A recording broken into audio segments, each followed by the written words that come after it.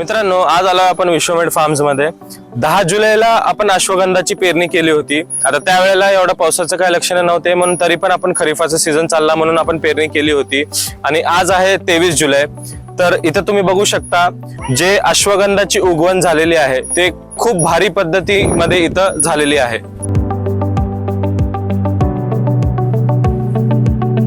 तेरा दिवसामध्येच अश्वगंधाची उगवण इतकी भारी पद्धतीने इथं झालेली आहे।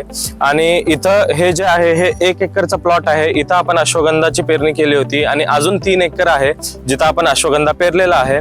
या वर्षी पाऊस उशिरा आल्यामुळे भरपूर शेतकऱ्यांची अजून पेरणी बाकी आहे आणि आपलं पण जे भाग आहे शेतीतला भाग आहे ते भरपूर अजून पेरायचं बाकी आहे।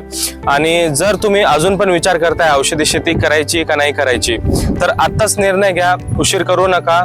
आणि खाली दिलेल्या नंबरवरती कॉन्टॅक्ट करा बियाणे ऑर्डर करण्यासाठी, किंवा तुम्ही अश्वगंधा खाली कमेंट करू शकता। संपूर्ण माहिती तुम्हाला तुमच्या DM मध्ये येऊन जाईल। आणि अजूनही मी तुमच्यापर्यंत अपडेट्स घेऊन येणार आहे, अजूनही कशी भारी अजून उगवण होईल किंवा काय सगळे अपडेट्स तुमच्यापर्यंत पोहोचणार आहेत। सो फॉलो करायला विसरू नका विश्वमेड ॲग्रोला।